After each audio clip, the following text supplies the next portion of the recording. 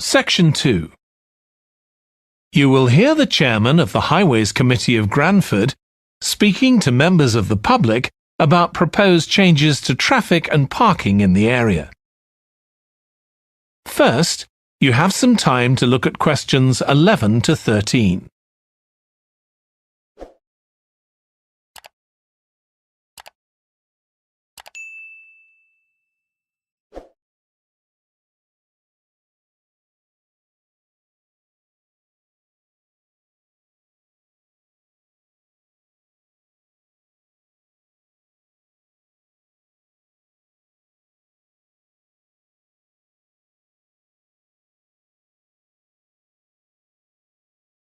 Now listen carefully and answer questions 11 to 13.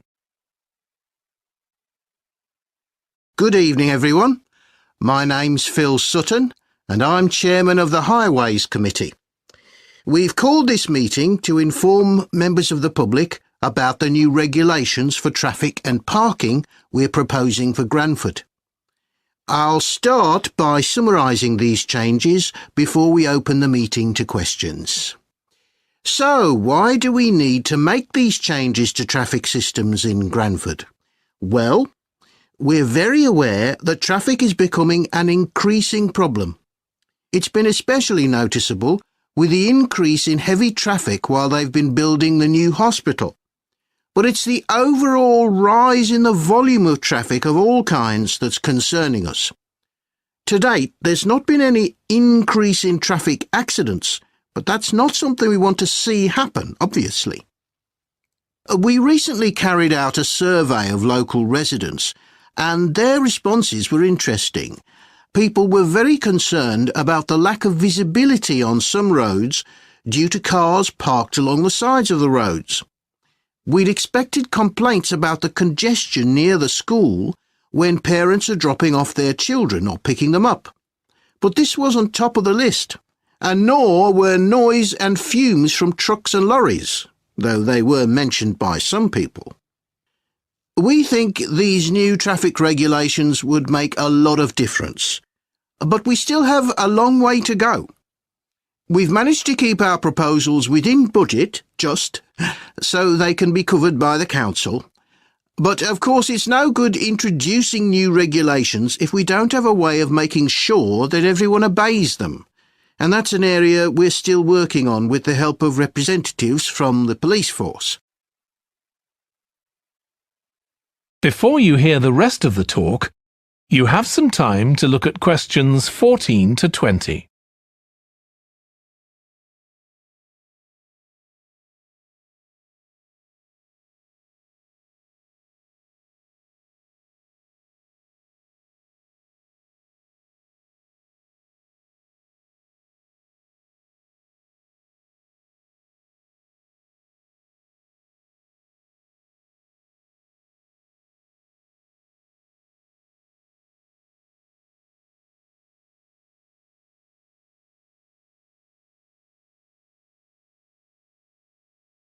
Now listen and answer questions 14 to 20.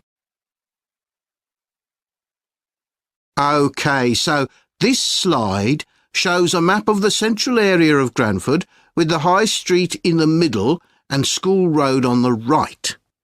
Now, we already have a set of traffic lights in the High Street at the junction with Station Road, but we're planning to have another set at the other end at the School Road junction to regulate the flow of traffic along the High Street.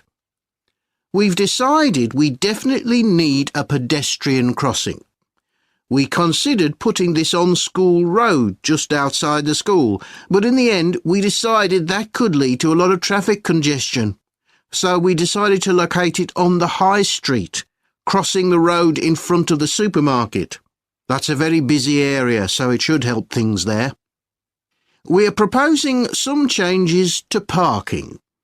At present, parking isn't allowed on the High Street outside the library, but we're going to change that and allow parking there, but not at the other end of the High Street near School Road. There'll be a new no parking sign on School Road just by the entrance to the school, forbidding parking for 25 metres. This should improve visibility for drivers and pedestrians, especially on the bend just to the north of the school. As far as disabled drivers are concerned, at present they have parking outside the supermarket, but lorries also use those spaces, so we've got 2 new disabled parking spaces on the side road up towards the bank. It's not ideal, but probably better than the present arrangement. We also plan to widen the pavement on School Road.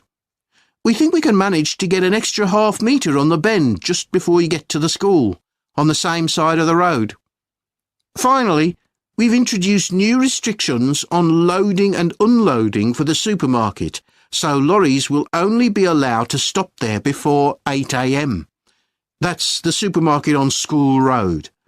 We kept to the existing arrangements with the High Street supermarket.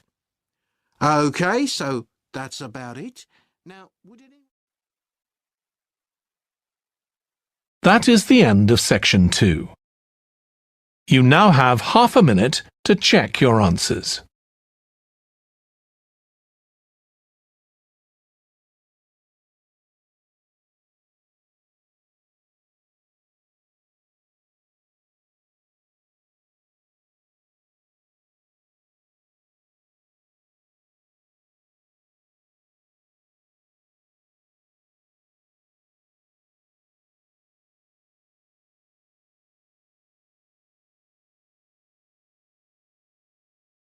Now turn